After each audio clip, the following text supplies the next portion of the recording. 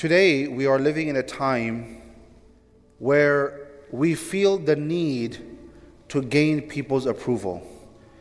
We are, subhanAllah, so obsessed with how other people think of us. We always want to make sure that everyone has the best image, the best mind, or the best idea about us. And in pleasing other people and gaining their approval, we will go to the ends of the earth, subhanAllah. Whereas the goal or the objective should be that if there's anyone's approval that we need to attain, it is the approval of Allah subhanahu wa ta'ala. If there is anyone's pleasure that we should be seeking, it is only Allah subhanahu wa ta'ala's pleasure. In Surah Yusuf, Allah subhanahu wa ta'ala, He mentions that Yaqub alayhi salam told his son, Ya bunayya, la taqsus ru'yaka ala ikhwatika fayakidu laka kayda. That my son, Yusuf, you saw this dream, that ahada ashara kawkaban wa shamsa wal qamara ra'aytuhum li sajidin. This is a dream that if you are to tell your brothers that you saw this, fayakidu laka kayda, perhaps they will plot and plan against you. Here Yaqub alayhi salam is trying to protect the interests of his child. Now, for anyone who says that Yaqub alayhi salam did not care about his other children, that's absolutely wrong. Why? Because in order to protect his other children, he gave them the same advice, a similar advice, that when you go to Egypt and you enter into the city in the court of the king or the Aziz or the financial minister of Egypt, he says, لا تدخلوا من باب واحد. Do not enter through one gate or one door. What? But ولكن لا تدخلوا من باب واحد وادخلوا من أبواب متفرقة. That enter through separate gates. Why?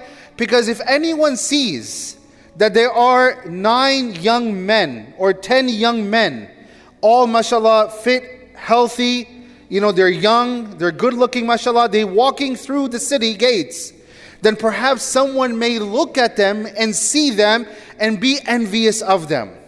And I want to protect. This is Yaqub alayhi salam telling his children that do not do this, because he wants to protect them from being the victims of someone else's hasad.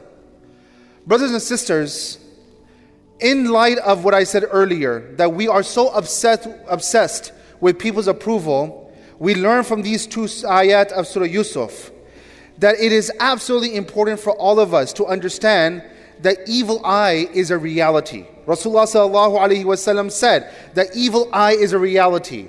But today, you and I, we feel the need that in order for us to be complimented by others, in order to gain people's approval, wallahi, we put our entire life on social media nowadays. My son, my daughter has accomplished something, take a picture, put it on social media. I'm going somewhere, I'm enjoying myself, khalas, let's take a picture, let's put it on social media. And there is such an obsession that we'll go back after every 5 minutes, 10 minutes, and looking at, did anyone like, did anyone comment, did anyone like, did anyone comment? And what that does is, brothers and sisters, is that it puts other people in a position that they may have evil eye against us. They may even commit hasad against us. But if there's anything that we're doing to ourselves, we are potentially harming ourselves. By the way, you can talk to a person who does ruqyah, they will tell you the same thing. Forget about strangers. Forget about strangers.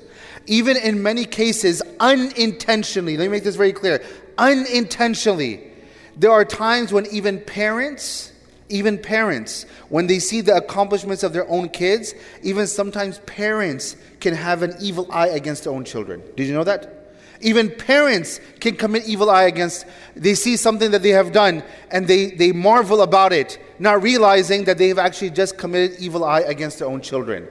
So this is why, brothers and sisters, first of all, we are seeing a world that everyone is posting their life on social media, not realizing that people are then committing hasad against them.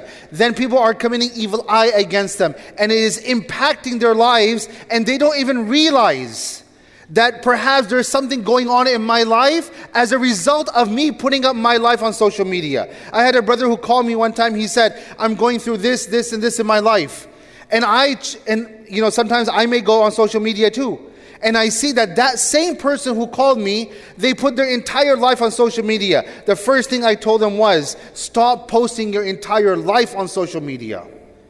Now, we're not only in a situation where we feel the need to post everything on social media, but now we are getting to a point that forget about the non-Muslim community, even the Muslim community. You have men, and especially women, who would go and start exposing themselves on social media. Why? Because they want to gain people's attention. They want to gain people's approval. They want to be liked by others. They want to be accepted by others. And then not only that, the Muslim community is even going beyond that. Subhanallah. I had a brother, he sent me a message of a couple. And the couple, because they feel like that we need to share with the entire world that as a husband and wife, how much we love each other. SubhanAllah, they're kissing. And they're posting that on social media. And not just kissing, it's a kissing that should not be be done in public, if you know what I mean. But this is how they're doing things. And then they're posting on social media and they're telling others that this is a sign that I love my wife. Khalas, you love your wife, you don't have to share with the entire world. You don't have to tell the entire world. Whose approval are you trying to gain? Did anyone say anything to you that basically give you the sense that you don't love your wife, you don't love your spouse? But brothers and sisters, we are going to new lengths. And we have no idea that how this is harming us, how this is harming our children. Yes, once in a while you want to post something. Post something, a reminder, a dua. You want to post something that is good, something that is beneficial. Even once in a while, you post something that is going on in your life. You go somewhere, you see something very beautiful, you might share it. But brothers and sisters, we have no understanding, and a lot of times we don't realize that when we put our life out like this on social media, we are harming ourselves. It is impacting my life. It is impacting our life. And then we want to go and gain ruqyah and do this and do that. I'm going to finish on this. There are a lot of du'as that we find in the sunnah of the Prophet ﷺ to protect ourselves from evil eye. There is أعوذ بكلمات الله التامات من كل شيطان وهامة ومن كل عين اللامة. There is the mu'awwadatayn, Surah Al-Falaq, Surah Al-Nas, Ayat Al-Kursi, and there are many other things that we can do in order to protect ourselves from evil eye. But we have to understand something, a very important concept within our deen, and that is, first we do our part, then we ask Allah subhanahu wa ta'ala for help. If I want to protect myself from evil eye, I cannot expect to put my entire life on social media and then we read these du'as and khalas, it will be working. No. Surah Al-Fatiha, pay attention. Always we read Surah Al-Fatiha, pay attention to it. إِيَّاكَ نَعْبُدُ وَإِيَّاكَ نَسْتَعِينُ. What does this mean? It means that first we do what we have to do for Allah subhanahu wa ta'ala, then we ask for help. We want to protect ourselves from evil eye. We want to protect our children from evil eye.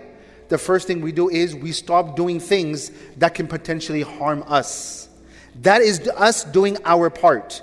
Then we read those du'as, then it will be impactful. But once again, what we're doing is we're doing the wrong, and then after that we're asking Allah subhanahu wa ta'ala that, Ya Allah, you protect me. First of all, Allah subhanahu wa ta'ala is telling us that do your part. First do your part, then I will do my part. But we don't want to do our part when we want Allah subhanahu wa ta'ala to do His part. So if you want to protect ourselves, the first thing that we got to do is we have to stop flaunting our accomplishments, our blessings in our life, and keep them to yourself. Once again, if they make you happy, they make you happy. You be happy in your life. You don't have to tell everyone else that we are happy in our life. And then we read these du'as, inshallah, and then they will be impactful.